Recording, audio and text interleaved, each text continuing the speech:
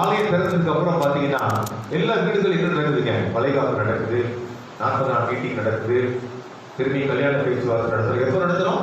ஞாயிற்றுக்கிழமை தான் நடத்துறோம். ஊருக்கு போகிறது ஞாயிற்றுக்கிழமை தான். அப்படின்னா மீண்டும் ஒரு லாக்டவுன் வரும். எங்கேயுமே அசைய முடியாதபடி உட்கார வைப்பதற்கு.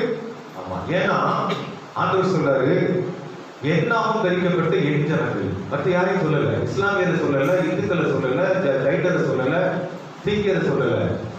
வார்த்தை என்னன்னா, என்னாவும் தரிக்கப்பட்ட என் ஜனங்கள் தங்களை தவம் பண்ணி தங்கள் கொல்லாத வழிகளை விட்டு திரும்பினால். இதுதான் பிரச்சனை. நம்ம என்ன செய்யறோம்? ஓய்வு நாளை எப்படி கை கொள்ளணும் ஏசாயா 58 சொல்லி இருக்குது.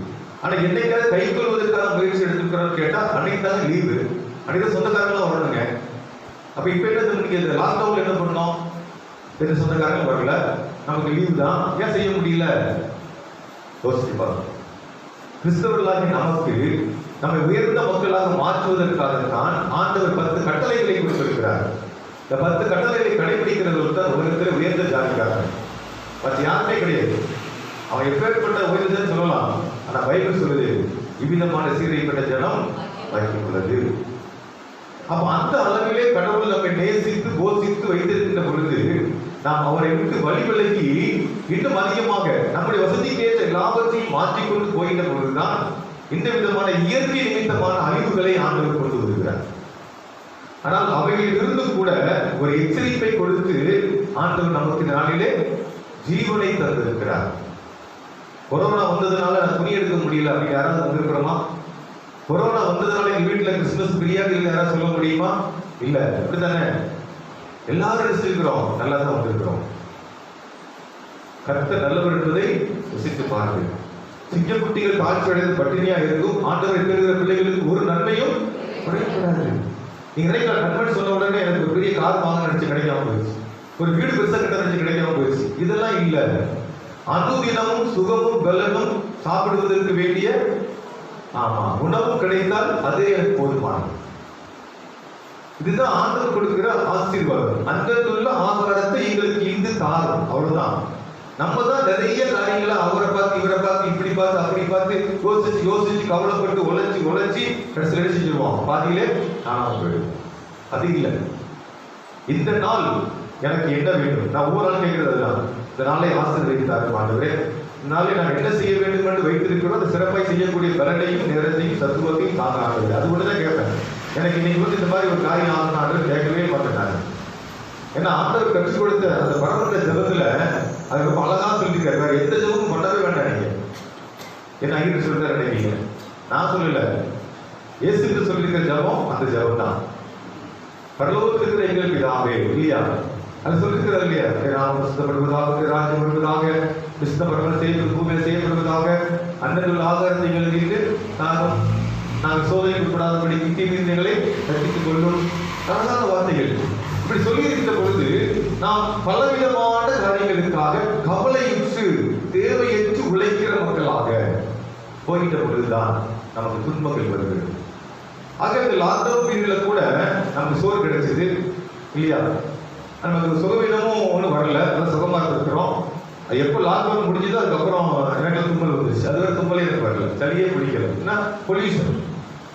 இப்படி இயற்கையினுடைய அழிவை ஆண்டவர் பார்த்து அந்த இயற்கையை அழிக்காதபடிக்கு மனிதர்களுக்கு எச்சரிக்கை கொடுத்திருக்கிறார்.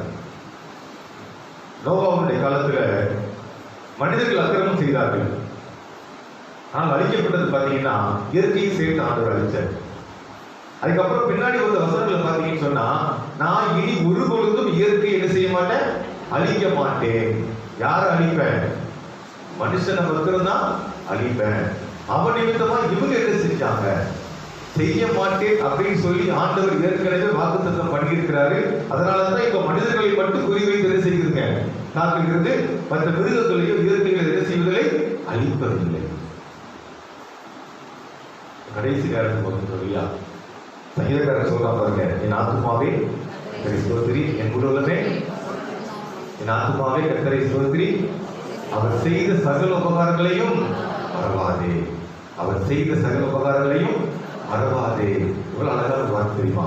அது என்ன காரணம் சொல்ல தெரியுமா? அவர் உன் நோய்களை எல்லாம், அவர் உன் அக்கிரமங்களை எல்லாம் மன்னித்து உன் நோய்களை எல்லாம் குணமாக்கி உன் பிராணனை அழிவுக்கு விலக்கி மீட்டு உன்னை கிருபையினாலும் இரக்கங்களினாலும் முடிசூட்டி இருக்கிறார். ஞாயிற்றுக்கிழமை பூரா மீறணும், அதெல்லாம் அக்கிரமம். அது நிமித்தமா வர வேண்டிய இந்த நோயினுடைய உபாதைகள் அதிலிருந்து என்ன செய்யப்பட்டிருக்கிறோம், மீட்கப்பட்டிருக்கிறோம். நாம இன்னைக்கு வந்து அப்புறம் என்ன சொல்லுங்க, உன் பிராணனை அழிவுக்கு விலக்கி மீட்டு. கொரோனா நோய் வந்து கொஞ்சம் பேர் குறைஞ்சிருக்கிறாங்க. எனக்கு தெரிஞ்சு சில இடங்கள்ல கேள்விப்படுகிற பொழுது 14 லட்சம் செலவு பண்ணிட்டோம், சுகமாயிடுச்சு, வீட்டுக்கு வந்தாங்க, அடுத்த நாள் இறந்து போயிட்டாங்க. சமீபத்தில் நான் வெளியே ஊருக்கு போயிருக்கும்போது கேள்விப்பட்டதெல்லாம் அதுதான். பெரிய பணக்காரர், இருந்ததெல்லாம் செலவு பண்ணிட்டாரு, அடுத்த நாள் வீட்டுக்கு வந்து பார்த்தா அவங்க இறந்து போயிட்டாங்க, முடிஞ்சு போச்சு. ஆனா அவங்க சொல்றாரு, அக்கிரமங்களை எல்லாம் மன்னித்து உன் நோய்களை எல்லாம் குணமாக்கி உன் பிராணனை அழிவுக்கு விலக்கி மீட்டு. அது மட்டும் செஞ்சிருக்கிறாரா? இல்ல, கிருபையினாலும் இரக்கங்களினாலும் முடிசூட்டி இருக்கிறார். கிருபைனா என்ன? தகுதி இல்லாததுல கிடைக்கிற ஒரு தகுதி, தயவு, இரக்கம். என்னுடைய பிள்ளை அல்லவா, எப்படியாவது அவரை கைவிடக்கூடாது என்று சொல்லி இருக்கிறதா இரக்கம். அப்ப கிருபையினாலும் இரக்கங்களினாலும் உங்களை முடிசூட்டி இருக்கிறார். அது மட்டுமல்ல, சொல்றாரு பாருங்க, நன்மையினால் உன் வாயை திருப்தி ஆக்குகிறார், கழுகுக்கு சமானமாய் உன் வயது திரும்ப வாழ வயது போல ஆகிறது. கழுகுக்கு சமானமாய் திரும்ப வாழ வயது போல ஆகிறது. அடிக்கடி சொல்லக்கூடிய ஒரு பகுதி, எசேக்கியா ராஜாவுடைய வாழ்க்கையில அவனுக்கு அந்த நேரம், இறப்பு நேரம் வந்துவிட்டது என்று சொல்லுகிற பொழுது அவன் சுகத்தை பார்த்து ஆண்டவருக்கு முறையிடுகிறான். திரும்பி அந்த பக்கம் திரும்பி அந்த விண்ணப்பத்தை கேட்கிற ஆண்டவர் சொல்றாரு, அவனுக்கு 15 வருஷத்தை கூட்டி கொடுக்கணும்னு சொல்லி ஆண்டவர் சொல்றாரு. அப்ப ஆண்டவர் திரும்ப கேட்கிறாரு, 15 வருஷங்கிறது முன்னாடி போகணுமா பின்னாடி போகணுமான்னு கேட்கிறாரு. அவன் புத்தியுள்ள ஒரு ஆண்டவர் சொல்றாரு, பின்னாடி போகணும் ஆண்டவரே அப்படிங்கிறான். 55 இருந்து 65 வயசு வரை இருக்கிறியா கூட்டி கொடுக்கிறது? இல்ல ஆண்டவரே, பின்னாடி கொண்டு போங்க, நான் 35 வயசா மாறணும். அப்ப என்ன சொல்றாங்க, உன் வயது திரும்ப வாழ வயது போல ஆகிறது. வாலிப வயது போறாரு திரும்பி. இந்த பாக்கி யாருக்கும் கிடைச்சிருக்குமா? இல்ல. ஆனா உங்களுக்கு எனக்கும் இந்த ஓராண்டு காலத்துல நடந்த நிகழ்ச்சிகள்ல உடம்புல ஏதாவது இதனால பாதிப்பு ஏற்பட்டு என்னுடைய வாழ்க்கையிலே நான் முதிர் வயதை எட்டியிருக்கிறேன்னு சொல்ல முடியுமா? சொல்ல முடியாது. ஆண்டவர் ரிவர்ஸ்ல நம்ம கொடுத்திருக்கிறார். நிச்சயமா கொரோனா வந்திருந்தா திரும்ப கடைசி வரை கஷ்டம் தான் சொல்லிட்டு தான் இருக்கிறாங்க. அந்த நோயோட சிம்டம்ஸ் இருந்துட்டே இருக்கும். அது கண்டிப்பா கடைசி நினைச்சு அவங்கள காலி பண்ணியே இருப்போம். அழகா அந்த ரிப்போர்ட் அப்படிதான் வந்திருக்கு. ஆனா உங்களுக்கு எனக்கு ஆண்டவர் கொடுத்திருக்கிற பெரிய பாதுகாப்பு. அப்ப ஆண்டவருக்கு நான் எவ்வளவு நன்றி சொல்லணும். இனி வரக்கூடிய புதிய ஆண்டிலாவது நான் கர்த்தருடைய கட்டளைகளை கடைபிடிப்பேன். அது யார் சொன்னாலும் சரி, என் குடும்பத்திற்கு சொன்னாலும் சரி, மாப்பிள்ளை வீட்டுக்காரங்க சொன்னாங்கய்யா, அதனால நாங்க என்ன பண்ணோம்னா 34 வச்சுக்கோங்கய்யா. மாப்பிள்ளை வீட்டு சொல்லுங்க, 34 வச்சா என் பொண்ணை தரமாட்டேன்னு சொல்லுங்க, முடியுமா? அப்ப நம்ம யாருக்கால் நம்பிக்கை வச்சிருக்கிறோம் இல்லையா? அடுத்த செய்தி அதை பற்றி அதிகமாக பார்ப்போம் நாம. அப்ப ஆண்டவர் நம்ம கொடுத்திருக்கிற இரக்கம், கிருபை, தயவு அவர்களை நினைத்து நாம் இந்த நேரத்தில் ஆண்டவருக்கு நன்றிகளை ஏற்கிற மக்களாக இருக்க வேண்டும். புதிய ஆண்டிலே பிரவேசிக்கிற பொழுது நாங்கள் புதிய மனிதனாக மாற வேண்டும். ஆண்டவருக்கு கீழ்ப்படுகிற மனிதனாக, ஆண்டவரை முழுமையாக விசுவாசிக்கிறவனாக, அவர் மீது பற்று வைத்து அவர் விரும்புகிற காரியத்தை செய்கிறவனாக நான் என்ன செய்ய வேண்டும்? மாற வேண்டும். அப்பொழுதுதான் அடுத்த வருஷம் உங்களுக்கு கஷ்டத்திலையும் என்ன செய்யும்? கடவுளுக்கு துணை நிற்பார் என்பதிலே எந்த மாற்றமுமே இல்லை. ஆகவே நாம் ஆண்டவர் செய்த நன்மைகளை நினைத்த நேரத்திலே நாம் ஒரு சில நிமிடங்களாக அந்த சமூகங்களை காத்திருப்போம். யாரெல்லாம் முழங்கால் போட முடியுமோ அவங்கெல்லாம் முழங்கால நில்லுங்க. கொஞ்ச நேரம், ரொம்ப நேரம் கூட இல்லை, கொஞ்ச நேரம் முழங்கால நம்ம நிற்கலாம். ஒரு பாடலை நாம் பாடி ஆண்டவருக்கு நன்றிகளை நாம் ஏற்பிக்கலாம். பாடல் வகையில் 7வது ஒரு பாடல் நாம் அனைவருமாக இணைந்து அதிலே நாம் எவ்வளவு தூரம் ஆண்டவர் செய்த நன்மைகளை நினைத்து நன்றி செலுத்தப் போகிறோமோ உள்ளத்தின் ஆழத்தில் இருந்து உணர்வோடு கூட ஆண்டவரே எங்களை எப்படியெல்லாம் வழிநடத்தி வந்தீரப்பா அப்படின்னு சொல்லி நன்றிகளை இரண்டு மூலமாக நாம் இந்த பாடலை பாடலாம். நன்றி சொல்லாமல் இருக்கவே முடியாது பல நன்மை செய்த இயேசுவுக்கே. நன்றி நன்றி நன்றி என்று நன்றி நான் துதிப்பேன், நாள்தோறும் போற்றுவேன், நாள்தோறும் போற்றுவேன். எத்தனையோ நன்மைகளை என் வாழ்வில் செய்தாய்,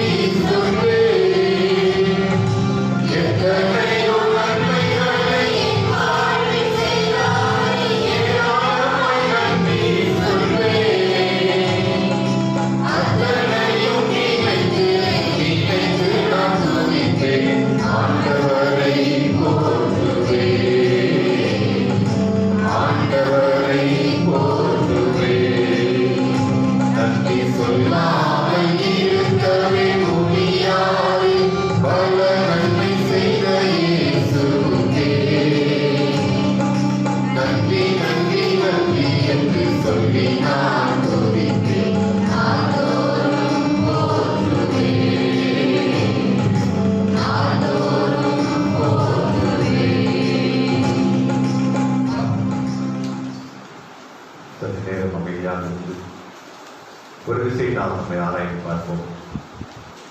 ஒருவேளை ஆண்டவருக்கு பிரியமில்லாத காரியங்கள் என் வாழ்விலே காணப்பட்டிருக்கும் என்று சொன்னார்.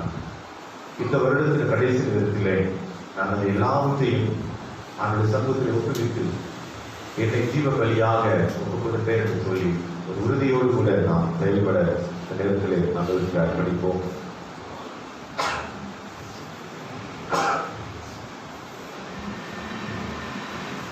அவர் செய்த நன்மைகள் ஏராளம் ஏராளம்.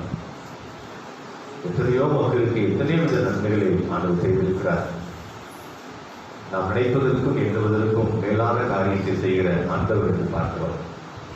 வறுமையின் காலங்கள், வேலையின்மை நேரங்கள், வியாதியின் படுகைகள், நான் மரணைகளின் பள்ளத்தாக்கில் நடந்தாலும் கொல்லாக்கு பயப்படேன் என்று சொல்லி சொன்ன நிலைகளிலே எத்தனையோ நிலைகளை நாம் தாண்டி வந்திருக்கிறோம். எல்லாவற்றிலேயும் ஆண்டவர் நமக்கு துணையாக இருக்கிறார். அவர் இம்மானுவேலராக நம்மோடு கூட இருந்திருக்கிறார். அவரை பாதுகாத்திருக்கிறார், அரவணைத்திருக்கிறார், உயர்த்தியிருக்கிறார். கடந்து போன காலங்களுக்கு மாறாக தேவைகள் எல்லாம் இரட்டிப்பாய் தந்திருக்கிறார். அதையெல்லாம் நினைத்து நாம் ஆண்டவருக்கு நன்றிகளை நாம் ஏறெடுக்க வேண்டும். நன்றி நன்றி என்று சொல்லி நாம் நம்முடைய வாயை திறந்து அந்த நன்றிகளை நாம் சொல்லிக்கொண்டே இருப்போம். இன்னும் சில நிமிடங்களிலே நாம் புதிய ஆண்டிலே பிரவேசித்து போகிறோம். யாரும் தூங்கிவிட வேண்டாம், குளித்து பார்த்து விட வேண்டாம்.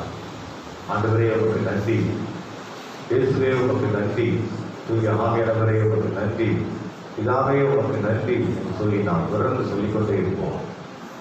உமக்கு நன்றி ஆண்டவரே, உமக்கு நன்றி ஆண்டவரே, எங்களை பாதுகாக்கிறேன், என்னை போஷிக்கிறேன், எங்களை இப்பட்டு வழிநடத்தி வந்திருக்கிறீரே, கடினமான சூழ்நிலை காத்துக் கொண்டீரே என்று சொல்லி நாம் அந்த சமூகத்தை நம்மை ஒரு விஷயம் நாம் காத்துவோம். அந்த சமூகத்தை நன்றிகளை எடுத்துக்கொண்டே இருக்கும். நாம் நன்றி ஆண்டவரே, நன்றி ஆண்டவரே என்று சொல்லுவோம்.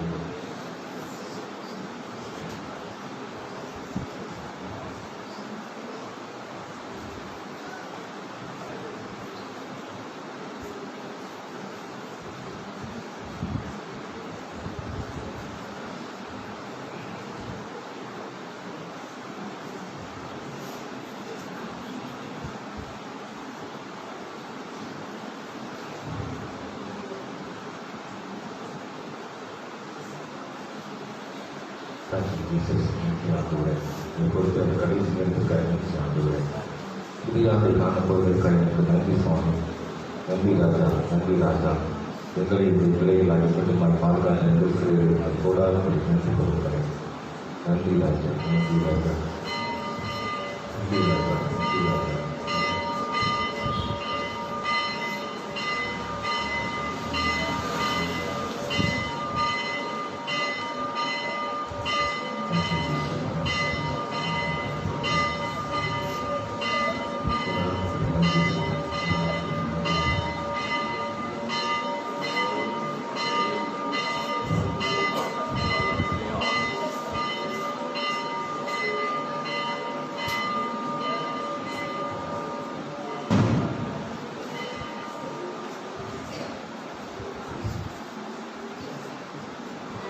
ஜெபம் செய்வோம். நேற்றும் இன்றும் என்றும் மாறாத எங்கள் அன்பின் பரமத்தகப்பனே, நீ கொடுத்திருக்கிற இந்த புதிய ஆண்டிற்காக நாங்கள் நன்றிகளை எழுதுகிறோம் சுவாமி. எண்ணிறந்த நன்மைகளை கடந்த ஆண்டிலே செய்து இஸ்ரவேல் மக்களை எப்படி வனாந்தர பயணத்திலே வழிநடத்தினாலோ அதே விதமாக கடந்த நாளை நீர் எங்களை வழிநடத்தி வந்திருக்கிறீர்கள் தகப்பனே. நமக்கு கோடான கோடி நன்றிகளை எடுத்து தகப்பனே. நாங்கள் கடந்து வந்த பாதையில் கரடு முரடாக இருந்த தகப்பனே, ஆனாலும் நீர் ஆண்டவரே அவை எல்லாவற்றிலேயும் அதை தொடர்ந்து வழிநடத்தி வந்திருக்கிறீர். இந்த புதிய ஆண்டை தேவன் காண செய்து தகப்பனே, நன்றியோடு துதிக்கிறோம்.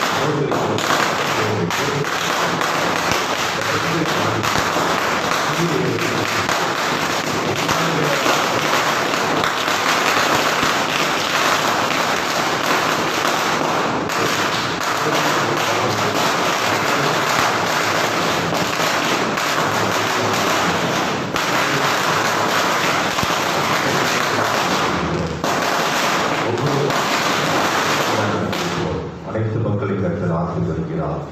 இயேசுவின் நாமத்தில் கேட்கிறோம் நல்ல பிதாவே. நாம் அனைவரும் எழுந்து நிற்போம். ஐயா, ஆலயத்தை தள்ளி அந்த பக்கமா நீங்க வெடி வைக்கலாம். ஆலயத்துக்கு அந்த பக்கமா போயிடுங்க ப்ளீஸ். நாம் அனைவரும் எழுந்து நின்று புத்தாண்டு வாழ்த்துக்களை ஒருவருக்கு ஒருவர் நாம் தெரிவித்துக் கொள்ளலாம். கைகளை கொடுக்கலாம், தெரிவித்துக் கொள்ளலாம்.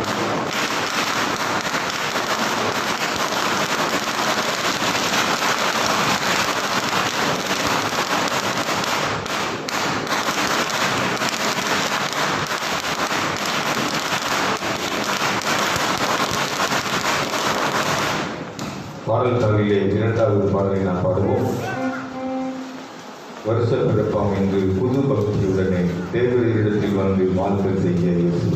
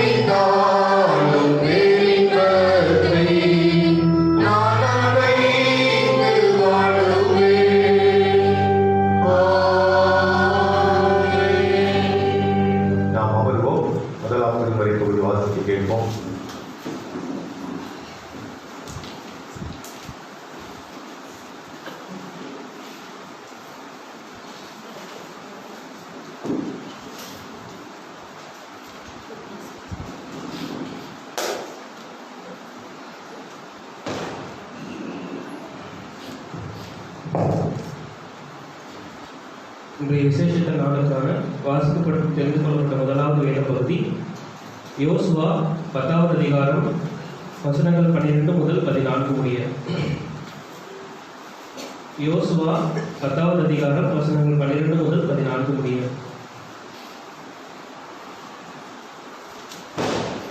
கர்த்தர் எமோரியரை இஸ்ரவேல் புத்திரருக்கு முன்பாக ஒப்புக் கொடுக்கிற அந்நாளிலே யோசுவா கர்த்தரை நோக்கி பேசி, பின்பு இஸ்ரவேலின் கண்களுக்கு முன்பாக, சூரியனே நீ கிபியோன் மேலும், சந்திரனே நீ அயலோன் பள்ளத்தாக்கின் மேலும் தரித்து நில்லுங்கள் என்றான்.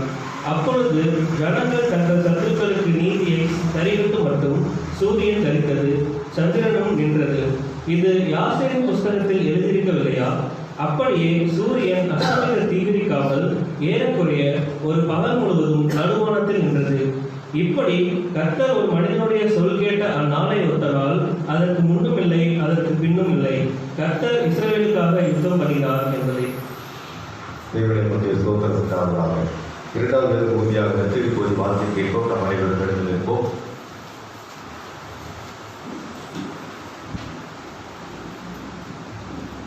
விசேஷித்த நாளுக்கென்று வாசிக்க தெரிந்து கொள்ளப்பட்ட இரண்டாம் வேத பகுதி மத்தேயு எழுதின சுவிசேஷம் 8ஆம் அதிகாரம் வசனங்கள் 5 முதல் 13 வரை.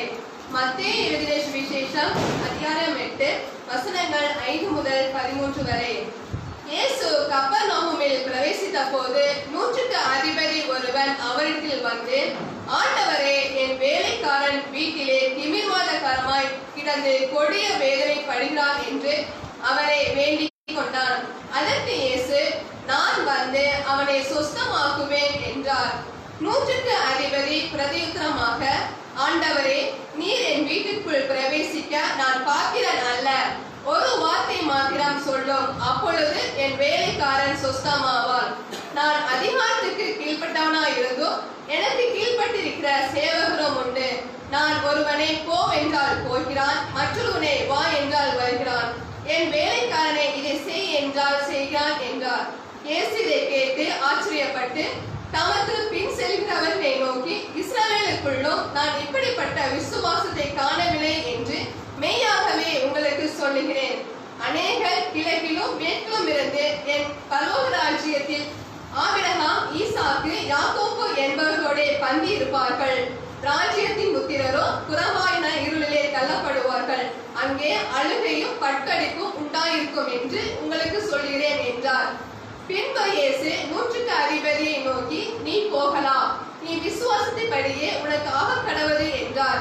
அந்த நாளிகையிலே அவன் வேலைக்காரன் சொஸ்தமானான் என்றார் என்பதை வாசிக்க தெரிந்து கொள்ளப்பட்ட நற்செய்தி நூல் வாசித்தாயிற்று. கிறிஸ்துவுக்கு மகிமை உண்டாவதாக.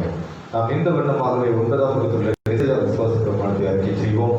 9ஆம் பக்கம் எசையா விசுவாச பிரமாணம். வானத்தையும் பூமியையும் காணப்படுவது காணப்படாதமான எல்லாவற்றையும் படைக்கிறதாக சர்வதாவாக.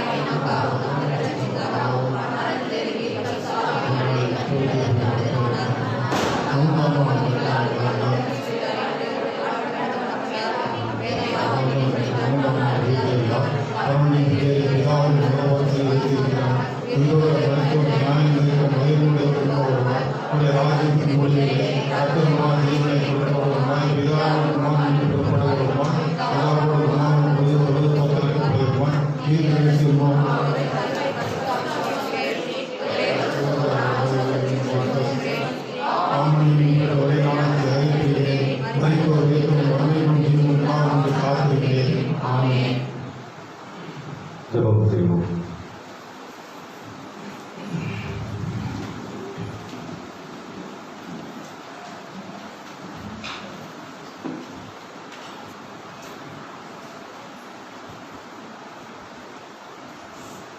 சீயோனிலே என் தீர அஸ்திவாரம் கிறிஸ்துவே, அவர் நான் என்றும் நம்பும் கண்மலை. சீயோனிலே என் தீர அஸ்திவாரம் கிறிஸ்துவே,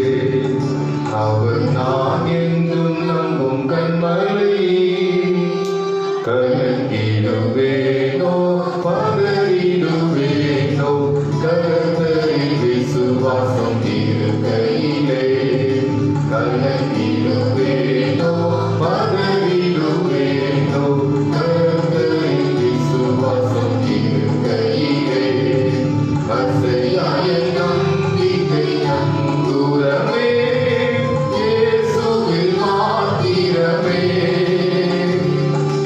அசையாய நம்பிக்கை நங்கூரமே இயேசுவில் மாத்திரமே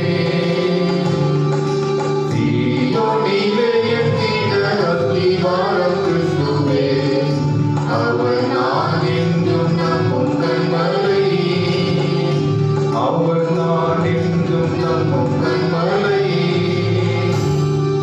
உயரடித்தாலும் அலை மோதினாலும் எவர் எனக்கு எதிராக எழும்பினாலும் உயரடித்தாலும் அலை மோதினாலும் எவர் எனக்கு எதிராக எழும்பினாலும் எனக்கு எட்டாத உயரத்திலே எடுத்தவர் இருந்திடுவார்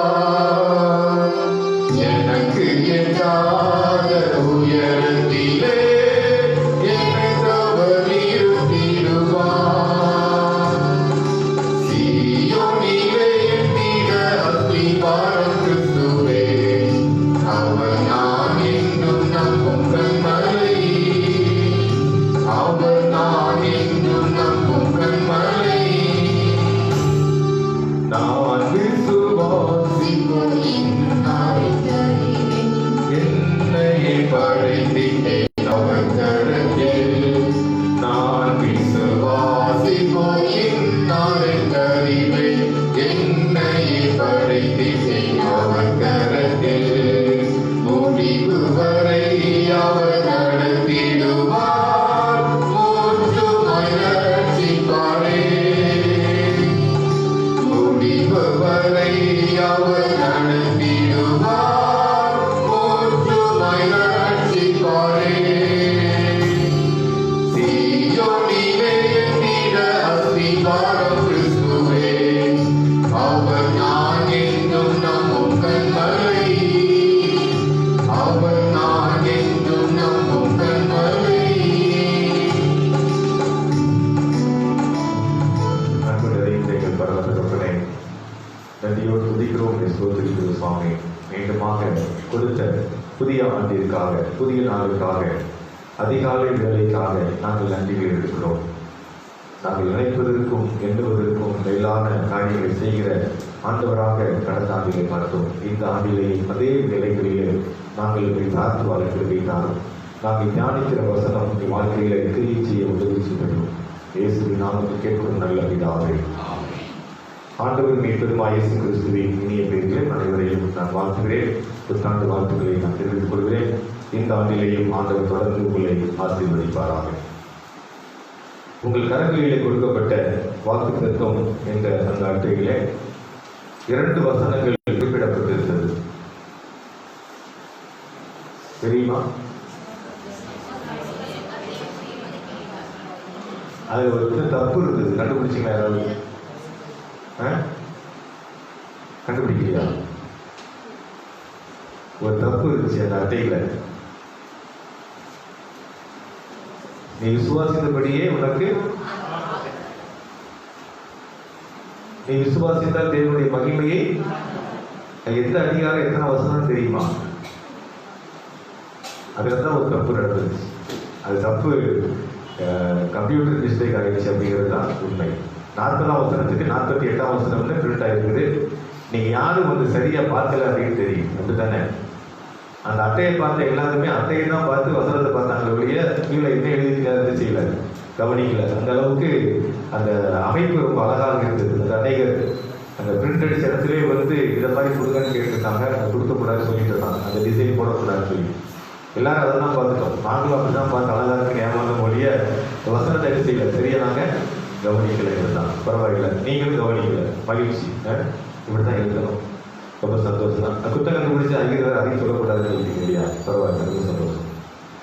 ஒருவேளை இந்த ஆண்டு எப்படி இருக்குமோ அப்படின்னு சொல்லி கவலைப்படாமல் இருப்பதற்காகத்தான் இந்த வார்த்தையை நான் உங்களுக்கு ஆதாரமாக எடுத்து கொடுத்திருக்கிறேன். ஏன்னா இந்த ஆண்டு துவங்குறதுக்கு முன்னாடியே செய்தி வந்துருச்சு. கொரோனா என்ன செஞ்சது? உருமாறிச்சு. முன்னை விட 70% வேகமாக அது பரவுகிறது. சாதாரணமா வந்த கொரோனாவுக்கே 3 மாசம் லாக்டவுன் பண்ணி அப்புறம் மெதுவா நகர்ந்து இன்னைக்கு தான் கொஞ்சம் நடந்திருக்குது. அதுக்குள்ள அடுத்த அடி இல்லடி. ஆமா, இப்ப அதிக ஸ்பீடா வந்துட்டு கொரோனாவுக்கு வந்த ஊசியை போடலாமா அப்படின்னு பார்த்தா நேற்று ஒரு செய்தியில பார்க்கிறேன், ஒரு பொண்ணுக்கு ஊசி போட்டாங்க. ஒரு 5 நிமிஷம் தான் ஆயிருக்கும், அந்த பொண்ணு அப்படியே கீழே விழுந்து நினைச்சுங்க அது இறந்து போயிருச்சு. இப்ப எதை நம்புறது? என்ன நடக்க போகிறது? இந்திய பொருளாதாரம் அடிமட்ட பாதாளத்திலே போய் கொண்டிருக்கிறது. மத்திய அரசு தவறான கொள்கைகளினாலே எல்லாம் ஊழல் சொல்லிட்டு இவங்கள மாதிரி ஊழல் பண்றார்கள் இன்னைக்கு யாருமே இல்லை. அந்த அளவுக்கு இன்னைக்கு நாட்டை முற்றிலுமாக சுரண்டி எடுத்து மக்களை வாழ விடாதபடி ஒரு நிலைமைக்கு நாம் தள்ளப்பட்டுக் கொண்டிருக்கிறோம். இது இனியும் தொடரும், குறைவதற்கான வாய்ப்புகள் இல்லை.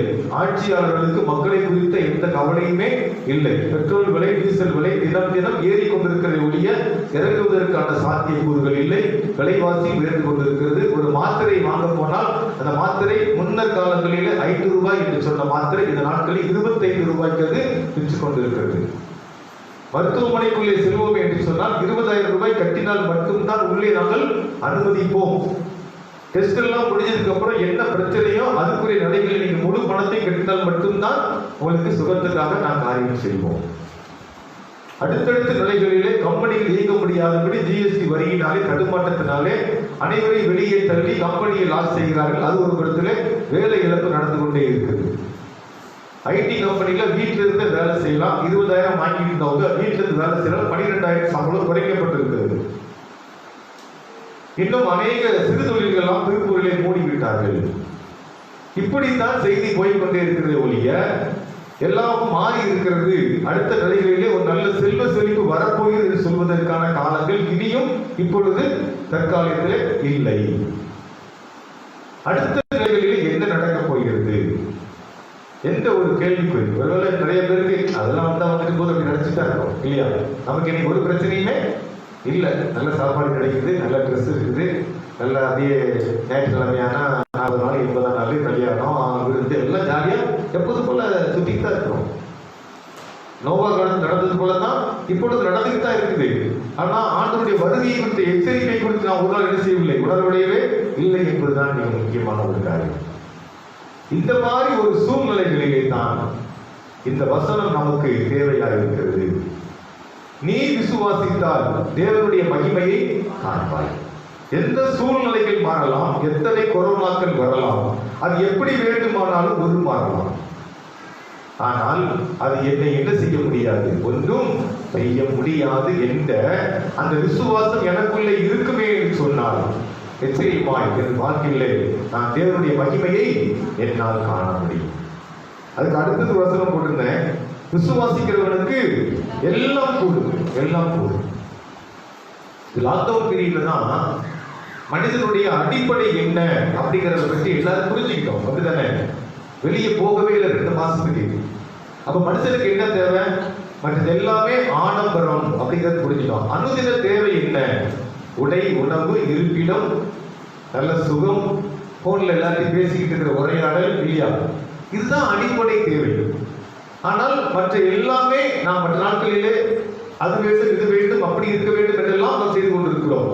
அது இப்பொழுது கற்றுக் கொடுத்த பாடம் என்னவென்று சொன்னால், சாதாரண மனிதனுடைய வாழ்க்கைக்கு இது போதுமானது என்பதை இந்த கொரோனா கற்றுக் கொடுத்திருக்கிறது. இனியாவது நாம் உலகத்தின்படியான போக்குகளே போகாதபடிக்கு அடிப்படை தேவை நிலைகளிலே வாழ்வதற்கான காரியம் என்னவென்று பார்த்து ஆண்டவருக்கு நன்றி செலுத்தி எனக்கு அதிகமாக கிடைக்கிற காரியங்களை நான் பிறருக்கு பகிர்ந்து கொடுத்து வாழக்கூடிய வாழ்வுக்கு நான் ஆயத்தமாக வேண்டும். தர்மம் தலை காக்கும் அப்படின்னு பாட்டார், தத்துவ பாடல். அது எல்லாமே வேதாகமத்திலிருந்து எடுக்கப்பட்டதான வார்த்தைகள் தான். நாம இன்னைக்கு நம்மகிட்ட இருக்கிற பொருட்களை நமக்கென்று வைத்துக் கொள்ளாமல் நமக்கு சில தேவைகள் இருக்கிறது.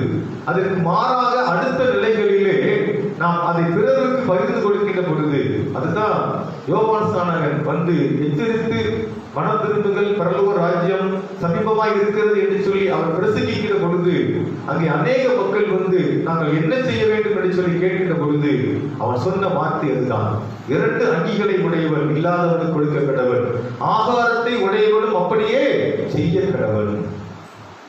இதுதான் இயேசு கிறிஸ்துடைய வருகைக்கு வழியை ஆயத்தம் பண்ணினுடைய முதல் செய்தி. அதுதான், உங்ககிட்ட அதிகமா இருக்குதா, அது உனக்கு தேவையில்லாதது, அது அடுத்தவனுக்குரியது, கொடுத்துருன்னு சொல்லிட்டாரு.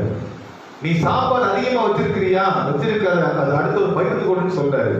நாளைக்கு என்ன நடக்குகிறது யாருக்குமே தெரியாது. நாளைக்கு நீ தூங்கிட்டு இருக்கிற, காலையில எதிர்ப்பேன்னு உனக்கே தெரியாது. சமீபத்தில் பல செய்திகளை கேட்கின்ற பொழுது மிகுந்த வேதனையான செய்திகள். நாங்கள் நேற்று கூட ஈரோடு போகின்ற பொழுது கூட எதிர பார்த்த ஒரு பெரிய ஆக்சிடென்ட். கணவன் மனைவி எதிர வந்தாங்க தெரியல, பைக்ல வந்து அப்படியே இழுத்துட்டு வந்து இதெல்லாம் காயம், அப்படியே கணவன் ரத்தம் வந்துட்டு இருக்கு, மனைவி ஒரு பக்கம் உட்கார்ந்துட்டு இருக்காங்க. எப்படி நடக்கிறது, எங்க போக போறோம் நமக்கு தெரியாது. நாங்க ஓரமா தான் இருக்கிறோம், எங்களை வந்து முற்றுறான் ஒரு வண்டி. அன்னைக்கு எங்க வண்டியில வந்து ஒரு வண்டி நேரம் போக வேண்டி தேவையில்லாம செல்லுன்னு அடிச்சிருச்சு. என்ன பண்ணுவோம்? உயிர் தப்பிச்சது பெரிய விஷயம். இப்படிலாம் நிறைய யோசித்து பார்க்கின்ற பொழுது நாம் வெளியே சென்று திரும்பி வருவது என்பது இந்த நாட்களிலே கூடாத ஒரு காரியம்.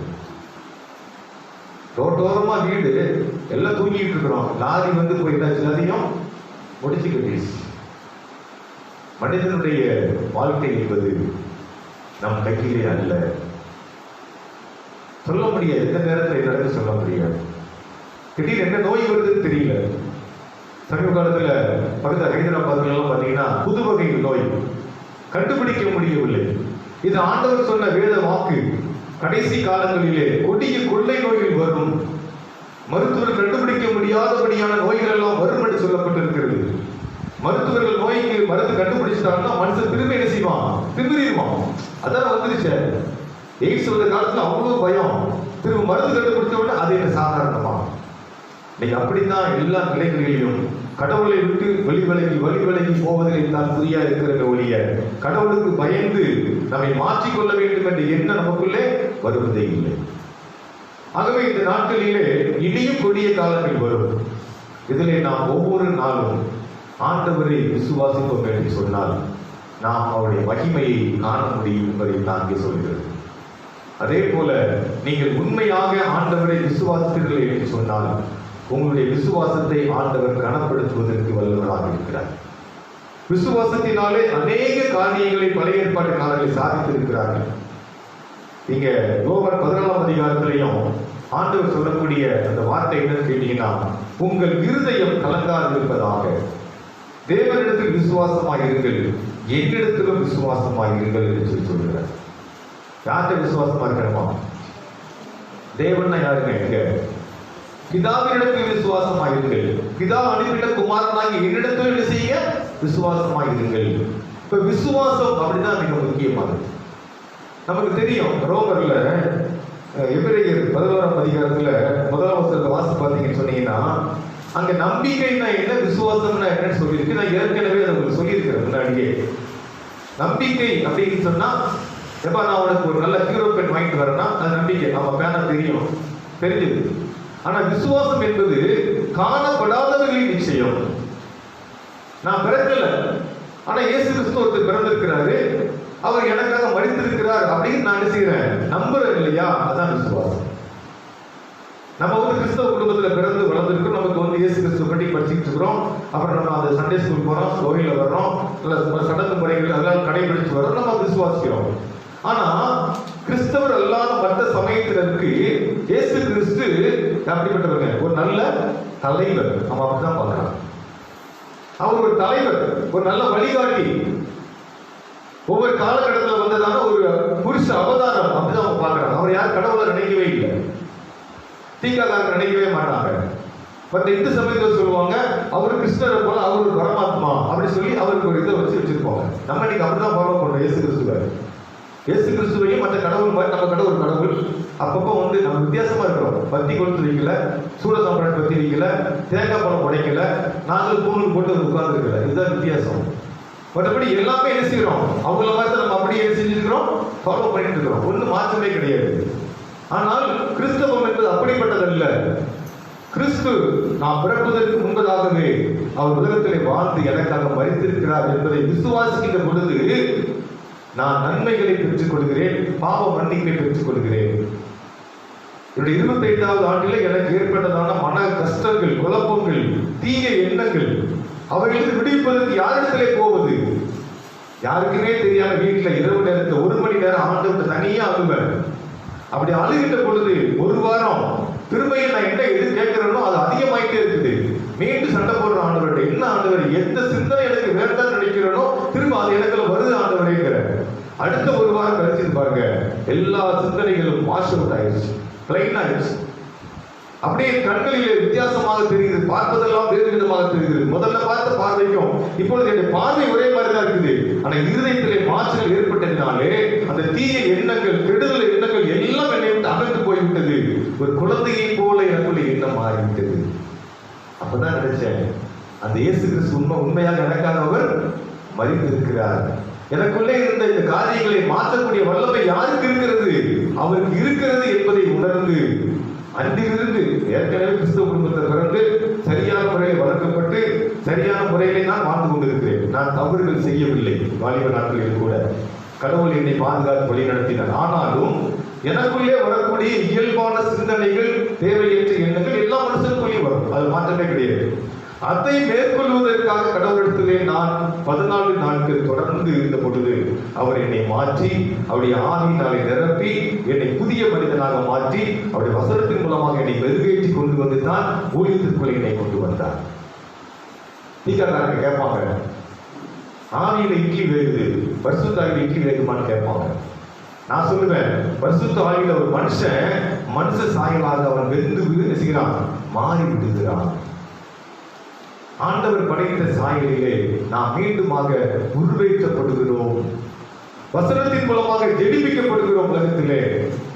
இதுக்கு முன்னாடி அப்பா அம்மா உறவுகள் என்ற நிலைகளை சார்ந்து அந்த பாசத்துக்காக ஏகிறவன். ஆனா இப்பொழுது ஆண்டவருடைய வார்த்தையின்படி அதற்காக என்னை அர்ப்பணித்து வாழுகிறவன். இதுல பாசத்துக்கு இடம் கிடையாது, உறவுக்கு இடம் கிடையாது, எல்லாத்துக்கும் இடம் உண்டு. ஆனால் முதலாவது என்னுடைய தேவனுக்கும் அவருடைய வசனத்துக்கு மட்டுமே முதலிடம். அதுக்கப்புறம் தான் மற்றதெல்லாம் பின்னாடி வர முடியும்.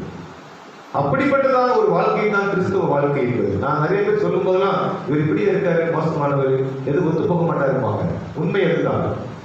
ஆண்டவரோடு நீங்கள் வாழ வேண்டும் என்று சொல்லி நீங்கள் நினைத்து வசனத்தின்படி உங்களை மாற்றிக்கொள்ள விரும்பினால் உலகத்தோடு கூட ஒத்த வாழ்க்கையை உங்களால் வாழ முடியாது. வாழ்க்கையில் அனுபவித்து வந்ததான் தெரியும். இங்க வந்தா ஒரு பேச்சு, அங்க போனா ஒரு பேச்சு, அவங்கள பார்த்தா ஒரு பேச்சு, இவங்களை பார்த்தா ஒரு பேச்சு, இப்படி எல்லாம் பேச முடியாது. கடவுளுக்குள்ளாக நீங்கள் மறுபடியும் பிறப்பீர்கள் என்று சொன்னார். அது என் வாழ்க்கையிலே அனுபவித்தேன். அதனால தான் நான் நிறைய பேசுகிறேன். போல்டருக்கு காரணமே அவர் என்னோடு கூட இருக்கிறார். இந்த உலகம் என்னை என்ன செய்ய முடியாது, ஒன்றும் செய்ய முடியாது. ஆண்டவர் திட்டம் வைத்திருக்கிறார், என்னை கொண்டு எதையோ செய்ய வைத்திருக்கிறார். அந்த திட்டம் நிறைவேறும் வரை என்னை ஒரு சிறு துரும்பு கூட என்ன செய்ய முடியாது, அசைக்க முடியாது. இது எனக்கு மட்டும் இல்லை, யாரெல்லாம் அவங்களை விசுவாசிக்கிறீர்களோ அத்தனை பேருக்கும் அந்த பாக்கியம் உண்டு. அல்லேலூயா. நீங்க இப்ப சொல்லுங்க, ஒருத்தரை பார்த்து ஒருத்தர் சொல்லுங்க, நீ விசுவாசித்தா தேவனுடைய மகிமையை சொல்லுங்க பார்க்கலாம். நீங்க அவங்கள பார்த்து சொல்லுங்க, அவங்கள பார்த்து சொல்லி விசுவாசிக்கிறவனுக்கு எல்லாம் அப்படி பத்தவங்க சொல்லுங்க. ஆமா, இந்த வசனத்தை தெரிந்தெடுத்ததுல நான் கொஞ்சம் யோசிச்சு தான் பண்ணினேன். எதுக்குன்னா நான் தப்பிச்சுக்கணும் பாருங்க, புரியுதா? ஏற்கனவே போன தடவை வாட்ஸ்அப்லயும் பேஸ்புக்லயும் போட்டு கிழிச்சிருக்காங்க ஒவ்வொரு போதகர்கள் இல்லையா, இப்படி நடக்குன்னு சொன்னாரு, அப்படி நடக்குன்னு சொன்னாரு, ஒண்ணுமே நடக்கல, எல்லாம் கள்ள போதகர்கள் சொல்லிட்டாங்க. நான் கொஞ்சம் ஜாக்கிரதையா யோசிச்சு தான் செஞ்சேன். இந்த வசனத்தை எடுத்திருக்கிறேன். எது நடந்தாலும் அது என்ன செய்யாதுங்க, சேராது. அது யார்தான் சேரும், உங்களை தான் சேரும். என்ன கேள்வி கேட்க முடியாது. கடவுள் ரொம்ப ஞானம் உள்ளவர், அவர் கொடுத்த ஞானம் எங்களுக்குள்ளேயும் இருக்குது. உங்க வாழ்க்கையில கஷ்டம் வந்தது, துன்பம் வருகிறது, எல்லாம் வரும். இந்த ஆண்டுல கொரோனா ஒரு மாதிரி பல பேரை பழிவாகத்தான் போகுது. 2025க்குள்ள 2 பக்கம் அழிவு சொல்லியிருக்கிறாங்க. அது நடக்கவே செய்யும். அது எத்தனை பேர் உயிரோடு இருப்போம்னு சொல்ல முடியாது. அடுத்த புதிய உலகத்துக்கு வரக்கூடிய நபர்கள் யார் தெரியாது. அழிந்து போய்விடலாம், சொல்ல முடியாது. ஆனால் அந்த உலகத்திலே பிரவேசிக்க வேண்டும் என்று சொன்னால் கர்த்தருடைய வார்த்தையின்படி நடக்கிற உத்தம மார்க்கத்தார் பாக்கியவான்கள். அந்த மனுஷனை பார்த்து, இந்த மனுஷனை பார்த்து, அந்த போதகரை பார்த்து நீங்க பின்னாடி போனீங்கன்னு சொன்னா அவருக்கு வைக்கப்பட்டிருக்கிற அதே அழிவிலே நீங்களும் பங்கு பெறுவீர்கள். உங்கள் விசுவாசம் யாருக்குள்ள இருக்கணுங்க? தேவனிடத்தில் விசுவாசமாயிருங்கள், என்னிடத்திலும் விசுவாசமாயிருங்கள். அப்ப எதிர்காலத்துல என்ன வந்தாலும் நான் என்ன செய்வேன்? அவருடைய பிள்ளையார் உலகத்துல நான் வாழ்வேன் என்பது என்னுடைய விசுவாசம். நான் ஊருக்கு போறேன், போய் திரும்பி வருவேங்கிறது என்னுடைய விசுவாசம். ஆபிரகாம் அப்படிதான் சொல்லிட்டு என்ன செஞ்சான்? மோரியா மலையில மேல போனான். ஆண்டவர் சொல்லிட்டாரு, உன் மகனை பலி செலுத்து என்று சொல்லிவிட்டார். அவன் யார்கிட்டையும் சொல்லல. வேலைக்காரங்களை பூரா மலைக்குள்ள நிறுத்திட்டான். ஈசாக்க கூப்பிட்டான். எப்பா அந்த விலகெல்லாம் தோல்ல தூக்கிக்கிறான். அவன் ஜாவுக்கு அவனே என்ன செய்யறான்? தலையில விறக தூக்கிட்டு போறான். மேல போயாச்சு. அவன் சொல்றான், கீழே சொல்லும் போது நாங்கள் திரும்பி வருவோம். அதான் என் விசுவாசம். நாங்கள் திரும்பி வருவோம். சொல்லுங்க எல்லாரும், ஐயா எத்தனை என்ன காரியங்கள் வந்தாலும் நாங்கள் இந்த பூமியில கர்த்தருக்காக நிச்சயமாக உயிரோடு வாழ்வோம். சொல்லுங்க. ஆமா, எத்தனை சூழ்நிலைகள் வந்தாலும் நாங்கள் என்ன செய்வோம்? ஆண்டவருடைய பிள்ளைகளா உலகத்துல வாழ்வோம். நம்பிக்கை எத்தனை பேருக்கு இருக்குதுங்க? வெளியே இருக்க யாருக்கு நம்பிக்கையை கொடுக்குது? பரவாயில்ல. ஆமா, ஆனா கையெழுத்து நமக்கு போதாது, சிக்கல் இருக்குது. நான் நடந்து காட்டுற வாழ்க்கையில இந்த 2001ஆம் ஆண்டுல இருந்து நடக்கை மாறணும், என்னுடைய பேச்சு மாறணும், என் சிந்தைகள் மாறணும். இதுக்குள்ள என்ன ஒரு எல்லாமே பரிசுத்தம் உள்ளே வர வேண்டும். கடவுளுடைய பிள்ளையாக அவர் வார்த்தைக்கு கீழ்ப்படுத்தி நடக்கிறவர்களாக நான் மாற வேண்டும். அப்பதான் என்ன செய்ய முடியும்? அவருடைய மகிமையை நான் காண முடியும். ஆபிரகாமை ஆண்டவர் அழைத்தார். அவன் சொன்னாரு, நான் காண்பிக்கும் தேசத்துக்கு வா. அந்த தேசம் எப்படி இருக்குன்னு சொல்லவே இல்லை அவனுக்கு. ஆனா கண்டிப்பா அவர் கூப்பிட்டு கூட போகலாம். ஏதோ ஒண்ணு நடக்க போகுதுங்கிறது மட்டும் தெரியும். அவன் அப்படியே போனான். அதுதான் விசுவாசம் சொல்றது. காணப்படாதவர்களின் நிச்சயமாக இருக்கிறது. அப்படி விசுவாசிக்கின்ற போது என்ன நடக்குதுன்னா, அங்க என்ன நடக்குது? ஆண்டவருடைய மகிமை அங்கே காணப்படுகிறது. இந்த பகுதிக்குரிய வசனம் நமக்கு தெரியும். ஆண்டவர் உலகத்திலே வாழ்ந்த பொழுது அவர் அருமையாய் நேசித்த ஒரு குடும்பம் தான் மார்த்தாள், மரியாள், லாசர் குடும்பம். அங்கே லாசர் இறந்து விடுகிறார். ஆண்டவருக்கு சொல்லி அனுப்பப்படுகிறது.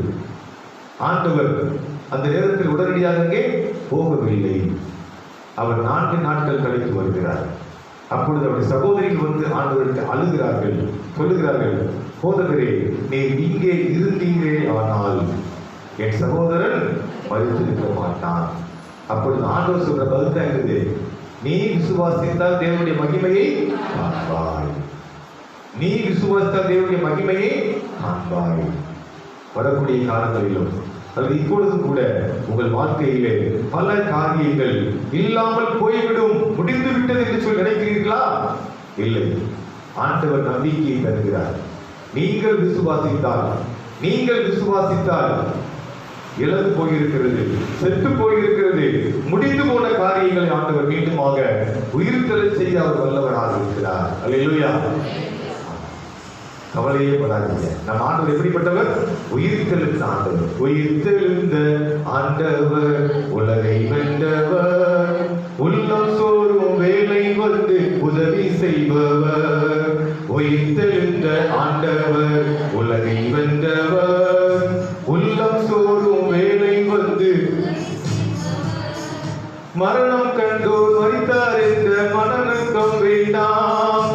மரணம் கண்டோர் காண்போமோ. உயிர்த்தெழுந்த ஆண்டவர், உலகை வென்றவர், உள்ளம் சோறும் வேலை வந்து உதவி செய்பவர். இந்த ஆண்டவர் செத்து போன ஆண்டவர் அல்ல. நீ விசுவாசித்தால் தேவனுடைய மகிமையை காண்பாய். அவன் சொல்றான், 4 நாள் ஆயிடுச்சு ஆண்டவரே, நாற்றம் எடுக்குமே. அது ஆண்டவர் தெரியாதா? தெரியும். அவர் அங்கே மனதுருகிறார். இயேசு கண்ணீர் விட்டார். சொல்றார், கல்களை புரட்டுங்கள், லாசருவே வெளியே வா. இன்னைக்கு எத்தனையோ இடங்களிலே 4 நாள் ஆயிடுச்சு, 40 நாள் ஆயிப்போச்சு, 4 மாசம் ஆயிடுச்சு, 4 வருஷம் ஆயிடுச்சு. நான் என்ன பண்ணுவேன்? கலங்காதீர்கள், நீங்கள் விசுவாசியுங்கள், ஆண்டவரை விசுவாசியுங்கள். அப்பொழுது 4 வருடம் என்ன 400 வருடமாய் இருந்தாலும் உங்களிடத்திலே அவருடைய மகிமையை என்ன செய்யும் நீங்கள் காண முடியும் என்று சொல்லி அங்கே ஆண்டவர் சொல்லுகிறார். விசுவாசிக்கிறவனுக்கு எல்லாம் கூடுமா? அந்த பகுதி எது தெரியுமா? மார்க் எழுதிய நற்செய்தி நூல்ல 9ஆம் அதிகாரத்துல அங்க பாத்தீங்கன்னா ஆண்டவர்கிட்ட ஒரு மனுஷன் வர்றான். அவன் சொல்றான், போதகரே, ஊமையான ஒரு ஆவி பிடித்த என் மகனை உம்மிடத்தில் கொண்டு வந்தேன். அது அவனை எங்கே பிடித்தாலும் அங்கே அவனை அலைக்கழிக்கிறது. அப்பொழுது அவன் நுரைதலில் பல்லை கடித்து சோர்ந்து போகிறான். அதை துரத்தி விடும்படி உம்முடைய சீசரிடத்தில் கேட்டேன், அவர்களால் கூடாமல் போயிற்று என்று சொல்கிறார். அப்பொழுது ஆண்டவர் சொல்கிறார், விசுவாசம் இல்லாத சந்ததியே, எதுவரைக்கும் நான் உங்களோடு கூட இருப்பேன், எதுவரைக்கும் உங்களிடத்தில் பொறுமையா இருப்பேன், அவனை என்னிடத்தில் கொண்டு வாருங்கள் என்று சொல்லுகிறார். அவனை அவரிடத்தில் கொண்டு வந்தார்கள். அவரை கண்ட உடனே அந்த ஆவி அவனை அலைக்கழித்து அவன் தரையிலே விழுந்து நுரைதலில் புரண்டான். அவர் அவனுடைய தகப்பனை நோக்கி, இது இவனுக்கு உண்டாகி எவ்வளவு காலமாயிற்று என்று கேட்டார். சொல்றாரு, சிறு வயது முதல் கொண்டே உண்டாயிருக்கிறது. இவனை கொல்லும்படிக்கு அது அநேக தரம் தீயிலும் தண்ணீரிலும் நீரிலும் தள்ளிற்று. நீர் ஏதாயிலும் செய்யக்கூடுமானால் எங்கள் மேல் மனதிருகி எங்களுக்கு உதவி செய்ய வேண்டும் என்று சொல்கிறார். நீர் ஏதாவது செய்யக்கூடுமானால், நீங்க அப்படி எத்தனை பேர் வந்திருக்கீங்க? இந்த புதிய ஆண்டுல ஆண்டவர் எனக்கு ஏதாவது செய்ய மாட்டாரா? கடந்த காலத்துல நான் எவ்வளவு கஷ்டப்பட்டிருக்கிறேன், கடந்த காலத்துல துன்பப்பட்டிருக்கிறேன் நானு. ஆனா இப்ப புதிய ஆண்டில உம்மால் ஏதாவது செய்யக்கூடுமா? வந்துருக்கீங்களா? ஆண்டவர் சொல்றாரு, என்ன சொல்றாரு தெரியுமா? நீ விசுவாசிக்க கூடுமானால் அது ஆகும். விசுவாசிக்கிறவனுக்கு எல்லாம் கூடும். என் தேவனால் கூடும் அப்படிங்கிற அந்த நம்பிக்கை உனக்குள்ளே இருக்கும் என்று சொன்னால், அவன் சொல்றான், சிறுவயது முதல் கொண்டே அது என்ன செய்யுமா? அது அவனை தள்ளிருச்சு, தீயில தள்ளிருச்சு, தண்ணீர்ல தள்ளிருச்சு. அவனை எப்படியாவது கொலை செய்யுங்கிற நிலையில அந்த ஆவி போய்கிட்டே இருக்குது. நீர் ஏதாவது செய்யக்கூடுமா ஆண்டவரே? ஏதாவது செய்யக்கூடுமான்னு செய்ய மாட்டீரா ஆண்டவரே? அவன் சொல்றாரு, நீ விசுவாசிக்க கூடுமானால் ஆகும். விசுவாசிக்கிறவனுக்கு எல்லாம் கூடும். ஆமா, இந்த ஒண்ணும் இல்ல, எதுவாகத்தான் இருக்கட்டுமே எல்லாமே கூடும் என்று சொல்லி சொல்லுகிறார். அதன்படி அவன் சொல்றான் பாருங்க, என் அவிசுவாசம் நீங்கும்படி உதவி செய்யும் ஆண்டவரே என்று கண்ணீரோட சத்தம் என்று சொன்னார். அப்பொழுது ஆண்டவர் என்ன செய்தாரு? ஊமையும் செவிடுமான ஆவியை இவனை விட்டு புறப்பட்டு போ, இனி இவனுக்குள் போகாது. இதுதான் அந்த முக்கியமான காரியம். இந்த ஆவி இவனை விட்டு போக சொல்லிட்டாரு. திருமண சொன்னார் தெரியுமா? இது இவனுக்குள். அப்ப இந்த ஆவி எங்க இருக்கு நினைக்கிறீங்க? அவங்க இருக்க ஆவி வெளியே போயிடுச்சு.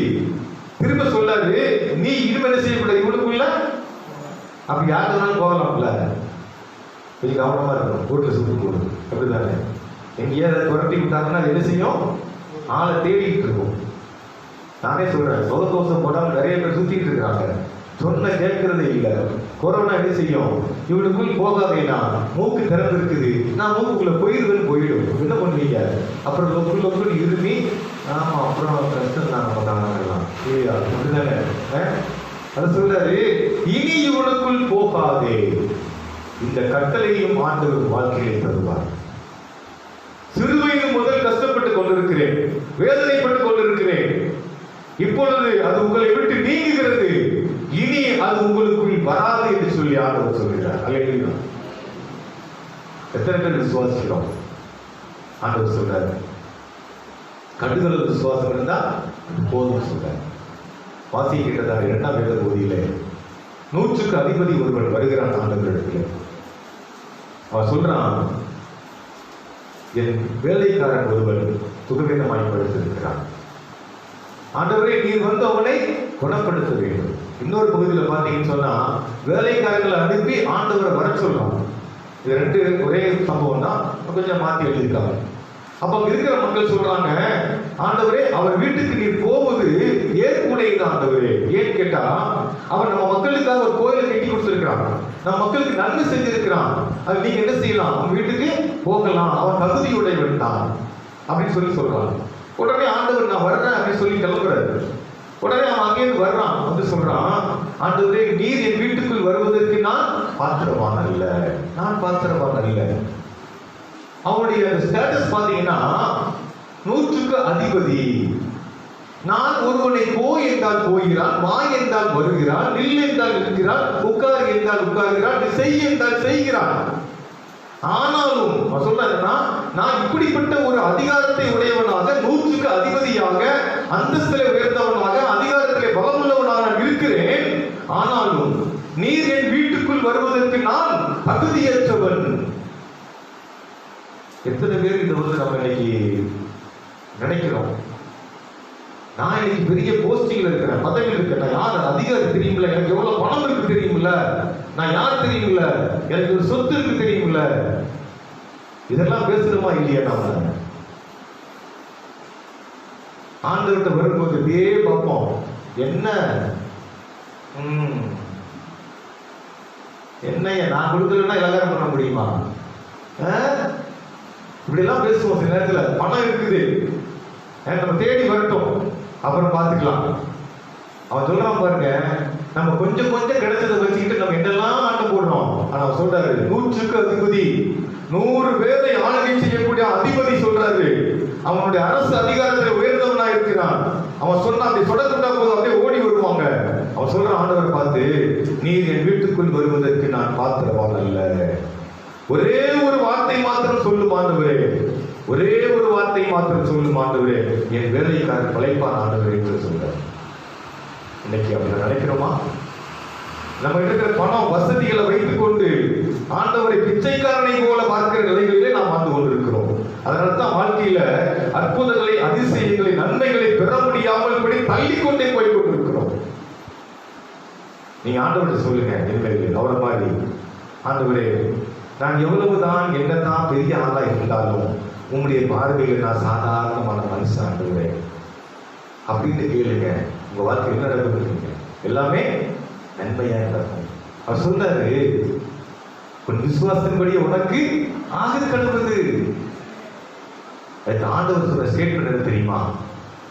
இஸ்ரவேலுக்குள்ளும் இப்படிப்பட்ட விசுவாசத்தை நான் காணவில்லை என்று சொல்லி ஆண்டவர் சொல்லுகிறார். அவரால் தெரிந்து கொள்ளப்பட்ட அந்த ஜனம் அவரை விசுவாசிக்கவில்லை. ஆனால் ஒரு 100க்கு அதிபதியான அந்நிய மனிதன், உயர்ந்த பதவியில் இருக்கக்கூடிய ஒரு மனிதன் சொல்றான், நீர் என் வீட்டுக்குள் வருவதற்கு நான் தகுதியுள்ளவன் அல்ல, ஒரே ஒரு வார்த்தை மாத்திரம் சொல்லும் ஆண்டவரே என்று சொன்னான். அந்த விசுவாசத்தை ஆண்டவர் கனப்படுத்துகிறார். அவன் உலக பிரகாரமான ஐஸ்வர்யத்தையும் அவனுடைய அதிகாரத்தையும் அவன் தூக்கி தூர வீசுற ஆண்டவருக்கு முன்னாடி. அப்பதான் ஆண்டவர் வர்றாரு. இன்னைக்கும் நம்ம கிட்ட இருக்கிற பெருமைகள், நம்ம இருக்கிற சொத்து சுகங்களை வைத்துக் கொண்டு நாம் வைத்திருக்கிறதான எண்ணங்கள் கடவுளுக்கு முன்பதாக அவைகளை என்னைக்கு நாம் அதையெல்லாம் குப்பை என்று நினைக்கிறோமோ அப்பொழுதுதான் நம்முடைய வாழ்க்கையிலே ஆண்டவர் கிரியை செய்ய முடியும்.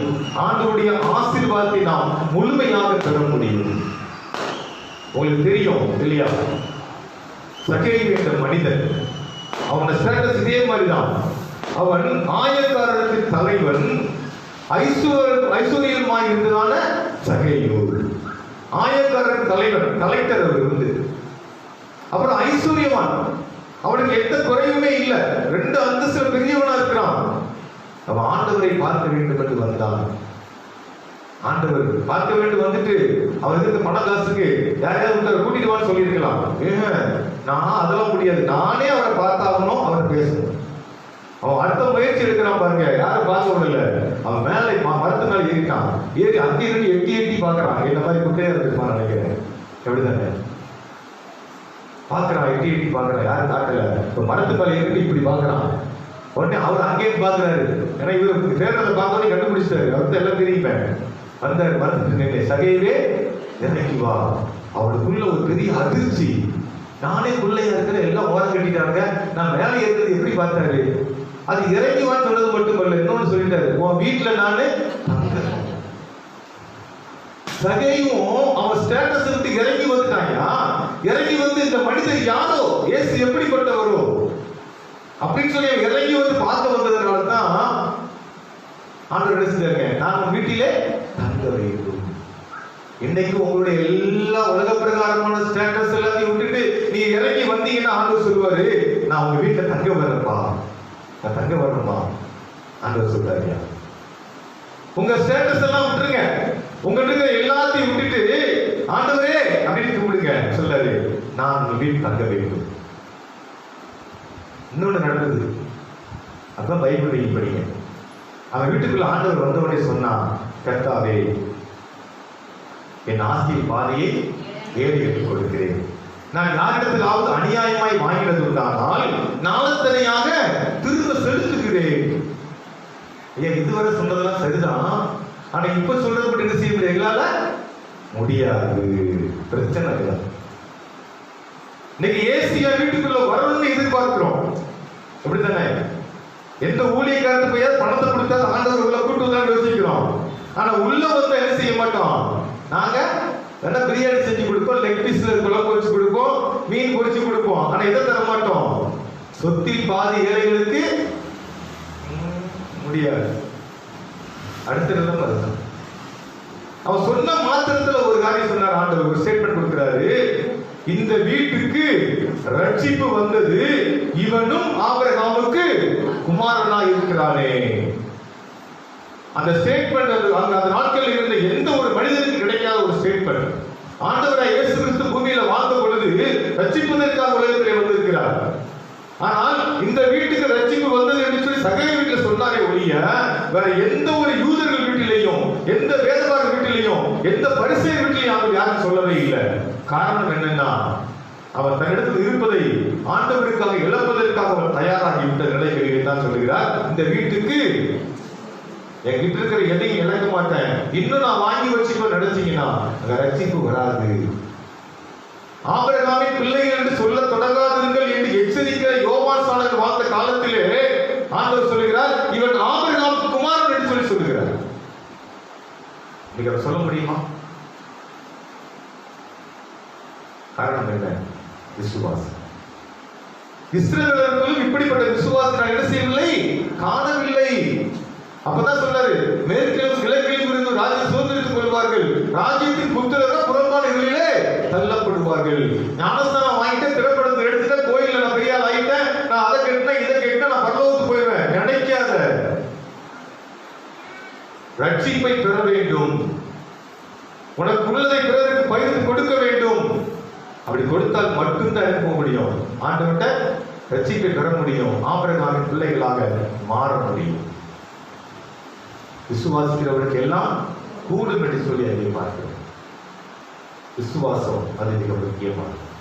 நீங்கள் விசுவாசித்தால் தேவனுடைய மகிமையை காண்பீர்கள். எதை குறித்து கவலைப்பட வேண்டிய அவசியமே இல்லை.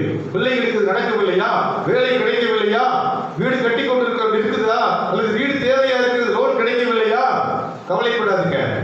உங்களுக்கு என்ன வேண்டும் என்று சொல்லி பரமபிதா அறிந்திருக்கிறார். ஏன் கவலைப்படுறீங்க? ஆண்டவர் மேல விசுவாசமா இருங்க. எல்லாவற்றையும் அதிர்ந்த காலத்திலே நேர்த்தியாய் செய்கிற ஆண்டவர். எனக்கு லேட் ஆகுதா, ஒரு காரணம் வச்சிருப்பார் ஆண்டவர். உனக்கு ஒரு ஆசீர்வாத தருணம் முடிவு பண்ணாருன்னா அதை யாருக்கு செய்ய முடியாது. அவர் செய்ய நினைத்த காரியம், உனக்கு தீமையை அனுமதிக்கணும்னா அதையும் தடுக்க முடியாது. எந்த மந்திரம் பண்ணாலும் சரி, எந்த பரிகாரம் பண்ணாலும் சரி, எந்த பாசிட்டிவ் ஜோப் பண்ணாலும் சரி, உனக்கு தீமையை அனுப்புவார் என்று சொன்னால் அதுவும் தடுக்க முடியாது. ஆண்டவர் மீது விசுவாசம். உங்கள் இருதயம் கலங்காது இருப்பதாக. எதிர்காலத்தில் என்ன நடக்க போகிறது தெரியாது, ஆனால் உங்கள் விசுவாசத்தில் என்ன செய்ய, சோர்ந்து போகாதபடிக்கு விசுவாசத்திலே பலப்பட வேண்டும் என்றுதான் ஆண்டவர் அங்கே சொல்கிறார். இதுல நீங்க பாத்தீங்கன்னு சொன்னா, இந்த ரோமர் எபிரேயருக்கு எழுதின நிருபத்திலே ஒரு பெரிய பட்டியலையே அங்க அழகாக இருக்காது. முதலாம் வாசிக்கிட்ட முதல்ல இருந்த போது பாத்தீங்கன்னு சொன்னா, அங்க இஸ்ரவேலர் போர் தொடுத்து கொண்டிருக்கிறார்கள், நேரம் ஆகிக்கொண்டே இருக்கிறது, மக்கள் அங்க அழிக்கப்பட்டுக் கொண்டே வருகிறார்கள். அப்பொழுது யோசுவா சொல்றாரு, சூரியனே நீ இங்க நெல்லு, சந்திரனே நீ ஆயிரம் நில்லுங்கிறாரு. சாதாரண மனிதன் சொல்லுகிறான் யோசுவா. நடந்தது எது தெரியுமா? அது அப்படியே நின்றுச்சு. இன்னைக்கு நம்ம என்ன செய்கிறோம்? ஒரு சின்ன விஷயம் வந்தா கூட பயந்து எங்கெங்கேயோ ஓடிட்டு இருக்கிறோம். நம்ம சொல்லணும், நீ நில்லு, அப்படியே எங்க வந்த நீ சொல்ல முடியுமா? அப்படித்தானே? ஒரு வியாதி வந்தா கூட நீ என்ன பண்ணிடுவ கேட்கலாம் இல்ல, உடனே மாத்திரை போட்டு இல்ல டாக்டர்கிட்ட ஓடிடும். அவர் நம்மகிட்டயே கேட்டு நமக்கே மாத்திரை எழுதுவார், நான் தொட்டே பார்க்க மாட்டார். அப்புறம் எல்லா டெஸ்ட்டும் எழுதிவாரு, அவர் இருக்கிற விஷயங்கள்லாம் வாடகை வசூல் பண்ணிடுவாரு. கடைசியில் ஒண்ணுமில்ல போங்க 20,000 செலவாகி போச்சு. கோயில் காசு கேட்டோம்னா அதுக்கு 7 கேள்வி கேட்டு அதெல்லாம் பேசுவோம் நம்ம. ஆனா டாக்டர்கிட்ட ஒண்ணு பேசாம காசு கொடுத்து வருவோம், ஏன்னா உயிர் போயிடக்கூடாது. ஆனா உயிரை கொடுத்து யார் கொடுத்துருக்கிறார்? அவர் தான் கொடுத்துருக்கிறார். அவரால் அதை சாகடிக்கவும் முடியும், உயிரோட எழுப்பவும் முடியும். இங்க வந்து கேட்டோம்னா அதுக்கு பல காரியங்கள் சொல்லிட்டே இருப்போம், ஆனா அங்க பேசவே மாட்டோம். டாக்டர் சொல்வாரு, பிரதர் இந்த இடத்துல ஒரு சின்ன இது இருக்குது, இது இப்படி பண்ணலன்னு சொன்னா உயிருக்கு ஆபத்து வந்துருக்குது. அப்படிங்களா? அப்புறம் இன்னொரு டெஸ்ட் போங்க பாரு, அது 40,000 டெஸ்ட், அது பரவாயில்ல எடுத்துக்குவோம். கடைசி சொல்வாரு, இப்படித்தான் இருக்குங்க, மாத்திரையே சாப்பிடுங்க, அவ்வளவுதான் முடிஞ்சு போச்சு. அப்புறம் நினைச்சுவோம் ஒரு 20,000 10,000 மாத்திரை டெய்லி சாப்பிட்டே பார்த்துக்கலாம். விசுவாசிக்கிறவனுக்கு எல்லாம் இயற்கையை மாற்றி அமைக்கிற வல்லமை யாருக்கு இருக்கிறது? ஆண்டவருக்கு இருக்கிறது. படகளை சொல்லுகின்ற பொழுது பெருங்காற்று வீசுகிறது, ஐயரே மடிந்து போகிறோம் என்று சொல்லி கதறுகிறார்கள். அப்பொழுது ஆண்டவர் என்ன செஞ்சாரு இல்லையா? என்ன சொன்னாருங்க? இறையாதே அமைதலாயிற்று, இறையாதே அமைதலாயிற்று. இன்னைக்கு நம்ம அதை விசுவாசிக்கிற மக்களா இருக்கிறோமா? இந்த ஆண்டும் உங்களுக்கு சற்று கடினமான ஆண்டாக இருக்கலாம், பல கஷ்டங்கள் வரலாம், சூழ்நிலைகள் மாறலாம். ஆனால் நீங்கள் விசுவாசித்தால் தேவனுடைய மகிமையை காண்பீர்கள். விசுவாசத்தை ஒருபோது என்ன செய்யாதீங்க, இழந்து போகாதீர்கள். இதுல பாத்தீங்கன்னா சொல்லுவாரு, எபிரேயர் 11ஆம் அதிகாரத்துல நிறைய சொல்லியிருக்கிறாரு. அந்த 12ஆம் அதிகாரத்துல பாத்தீங்கன்னா சொல்லுவாரு, ஆகையால் மேகம் போன்ற இத்தனை திரளான சாட்சிகள் நம்மை சூழ்ந்து கொண்டிருக்க பாரமான யாவற்றையும் நம்மை நெருங்கி சுற்றி நெருங்கி இருக்கிற விசுவாசத்தையும் பாவத்தையும் தள்ளிவிட்டு விசுவாசத்தை துவக்குகிறவரும் அதை முழுமையாக்குகிறவருமாகிய இயேசுவை நோக்கி நமக்கு நியமித்திருக்கிற ஓட்டத்திலே பொறுமையோடு ஓடக்கடவோம். நிச்சயமா ஆண்டவர் எனக்கு ஒரு காரியத்தை வைத்திருக்கிறார், அவர் சித்தம் நிறைவேறுவதற்காக என்னை பயன்படுத்த போகிறார். ஆகவே நான் என்ன செய்யற பொறுமையோடு ஓடிக்கிட்டே இருக்கிறேன். ஆண்டவர் செய்வார், ஆண்டவர் செய்வார், ஆண்டவர் செய்வார். இன்னைக்கே வேணும், நாளைக்கே வேணும், அவசரப்பட்டு என்ன செய்ய ஆண்டவருடைய குட்டக்கூடாது. ஏற்ற காலத்துல உயர்த்தும்படிக்கு அவருடைய பலத்த கைக்குள்ளே அடங்கி இருங்கள். நம்ம என்ன கேட்கலாம்? உடனே வந்துடும் ஆண்டவரே, உடனே கிடைச்சிருக்கு ஆண்டவரே.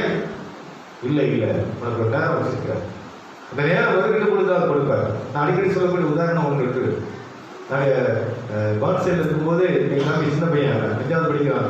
அப்போ அந்த 5வது படிக்கிற டைம் தான், இல்லை 5வது இல்லை 3வது படிக்கிறான். சொல்லுவான், அப்போ ஒரு மாறி கார் வாங்கப்பா, நான் ஓட்டுறப்பா அப்படிமா. அப்ளிகேஷன் போட்டாச்சு, ஆனால் அவருக்கு கார் கொடுத்தா ஓட்ட முடியாது, 4 8 மேலே ஒன்றும் தெரியாது. ஆனால் அவன் 10வது படிக்கும்போது நான் கார் வாங்கிட்டோம். அங்கே இருந்த இடத்துல நல்ல பெரிய கிரவுண்ட் காங்கேயத்தில், அங்கே அவனுக்கு ஒரே நாள் தான் அப்படி கொஞ்சம் பழகினேன். அப்புறம் அவனே ஓட்ட ஆரம்பிச்சிட்டான். அப்புறம் எங்கெல்லாம் கிராம சபைக்கு 10 சபை இருக்குது, ஒவ்வொரு வாரம் ஒரு 2 சபைக்கு போயிடுவோம்.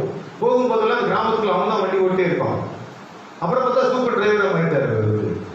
அவனுக்கு ஒரு நாள் மார்க்காருவான ஓட்டு வைப்பான்னு சொன்னது ஒரு நாள். ஆனால் கிடைச்சது எப்போ கிடைச்சதுன்னா ஒரு 8 வருஷம் கழிச்சு கிடைச்சது வண்டி கிடைச்சது. ஆண்டவர் கொடுக்க மாட்டாத ஆண்டவர் அல்ல, அவர் கொடுக்கிற ஆண்டவர்.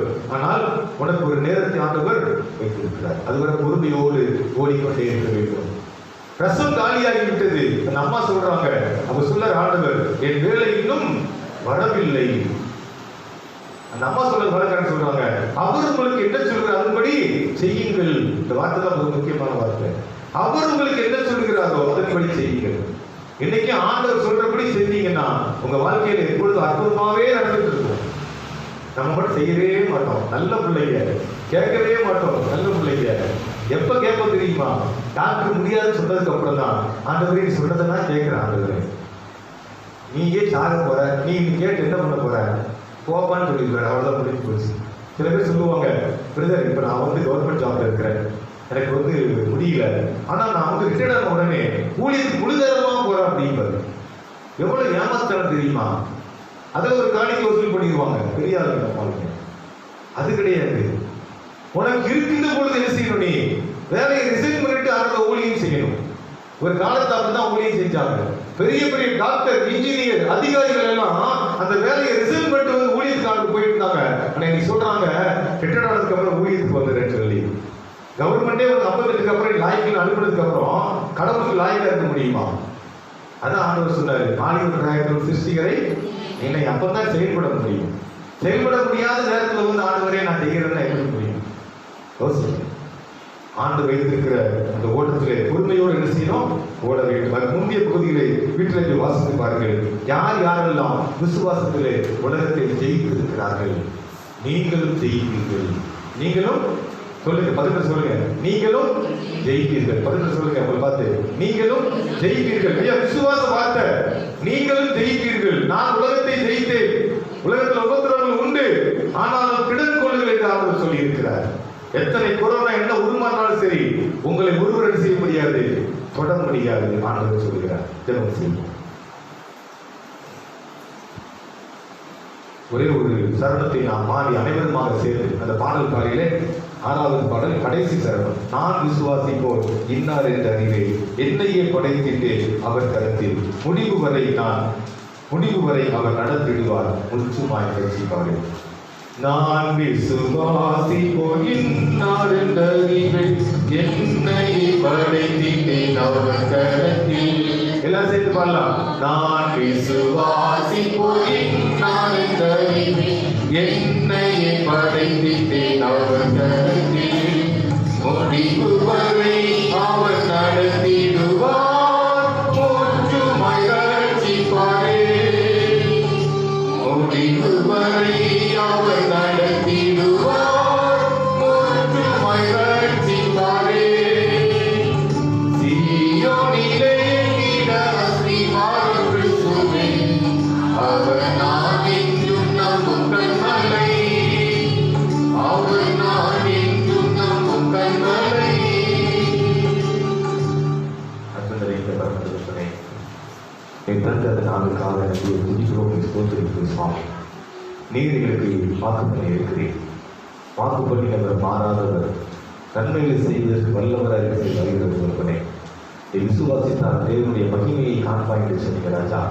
அதே விதமாக 4 நாளாக செலுத்தி நான் எங்கள் ஆசிரியை முழு மனிதனாக ஆண்டவரை அவனை எழுப்பி கொடுத்தீரப்பா. அதே போல ஆண்டவரை செவிடு ஊமையுமான ஆவியில் அலைக்கழிக்கப்பட்ட சிறு வயதில் இருந்த மனிதனை கூட ஆண்டவரை அவனுக்கு இருக்கிற பிசாசை துரத்தி இனி இவனுக்குள் போகாதே என்று சொல்லி அதோடு கூட ஒரு முடிவை தந்தீரப்பா. அதே விதமாக ஆண்டவரை ஒரே ஒரு வார்த்தையை மாத்திரம் சொல்லும் என்று சொன்ன நேரத்திலேயே ஆண்டவரை அவர் கலைத்து கொண்டான் என்று சொல்லி பார்க்கிறோம். வந்திருக்கிற ஒவ்வொரு மக்களை கண்ணோக்கி பார்ப்போம்ப்பா. இந்த நிலைகளிலே ஒருவேளை அவர் இருந்திருப்பார்கள் என்று சொன்னார். வந்திருக்கிற மக்கள் ஆண்டவர் அப்படிப்பட்ட நிலைகளிலே உங்களோடு கூட இப்பொழுது கண்ணீரோடு இருப்பார்களே என்று சொன்னார். உள்ளத்திலே அழுது கொண்டிருப்பார்களே என்று சொன்னார். உண்மையாக நாளிலே நீருடைய மகிமையை காண செய்யும்படியாக நாங்கள் ஜெபிக்கிற தகப்பனே. சிறுவயது முதலே இருந்து கொண்டே இருக்கிறது, பல நாட்களாக இருந்து கொண்டே இருக்கிறது. இப்பொழுது உடனடியாக நீங்கும்படியாக கிருபைகளை செய்கிற ஆண்டவரே, மீண்டுமாக அந்த பொல்லாப்பு, மீண்டுமாக அந்த தீமை ஆண்டவரே அவர்கள் அணுகாதபடி முத்திரையிட்டு காத்துக்கொள்ளும்படியாக ஜெபிக்கிற சுவாமி. இந்த வார்த்தையின்படி ஆக கடவுள் என்று சொல்லுங்கள் ஆண்டவரே. நாட்களில் வந்திருக்கிற ஒவ்வொருவருக்கும் ஆண்டவரே நன்மைகளை தருகிறார் தகப்பனே. வியாதிகளை போக்குகிறார் சுவாமி. பலகீனங்களை மாற்றுகிறார் ஆண்டவரே. குறைவுகளை நிறைவாக்கும்படியாக நாங்கள் ஜெபிக்கிற தகப்பனே. இந்த புதிய ஆண்டிலே உங்களுடைய பிள்ளைகளுக்கு ஒரு குறைவும் இல்லாதபடி பாதுகாத்துக் கொள்ளும் சுவாமி. எங்கே வருமானம் இல்லாவிட்டாலும் தகப்பனே, ஈசாக்கு 5 நாட்களில் விதை விதைத்த பொழுது 100 மடங்கு ஆசீர்வாதத்தை பெற்றுக்கொண்டார் என்று சொல்லி பார்க்கிறோம். அந்த விதமாக விசுவாசிக்கிற ஒவ்வொரு பிள்ளைகளுடைய வாழ்விலே இந்த புதிய ஆண்டிலே நன்மைகளை தரும்படியாக நாம் ஜெபிக்கிறோம். எத்தனை நாள்பட்ட நிலைகளில் இருக்கிறதான பிரச்சனையாக தான் கூட ஆண்டுகிறேன். இப்படி விசுவாசத்தின்படி ஆகுகிறது என்று சொன்னீங்க ராஜா. உண்மையாக ஒரு பெரிய விடுதலையை தேவன் தருகிறார்ப்பா. உங்களுடைய பிள்ளைகள் விசுவாசிக்க முடியாமல் இருந்தாலும் கூட ஆண்டுகிறேன், இது வல்லமையுள்ள தேவனா இருக்கிறீர் சுவாமி. நீ செய்ய நினைத்தாரே தடைபடாது என்று சொல்லி பார்க்கிறது தகப்பனே.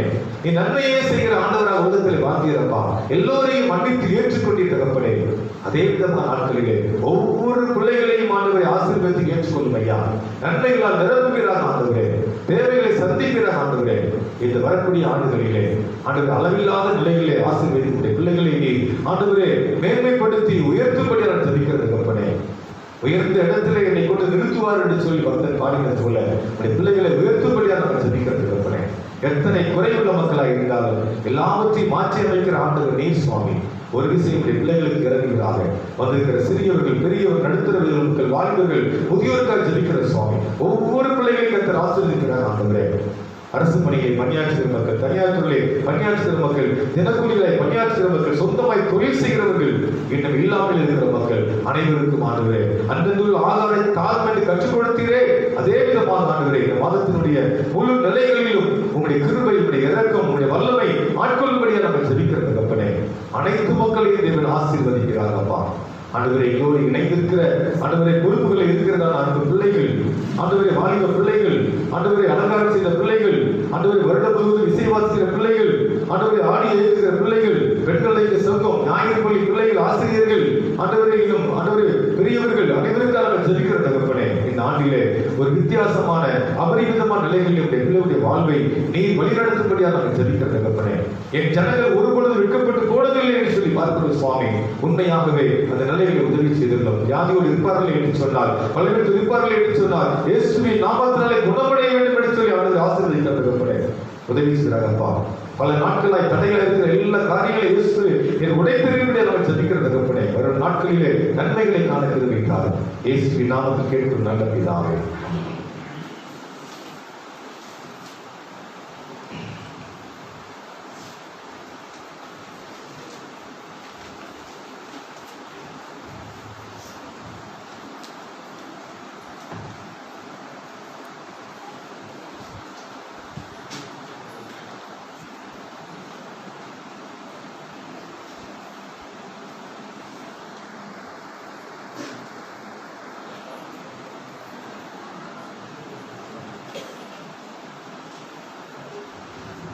அன்பானவர்களே,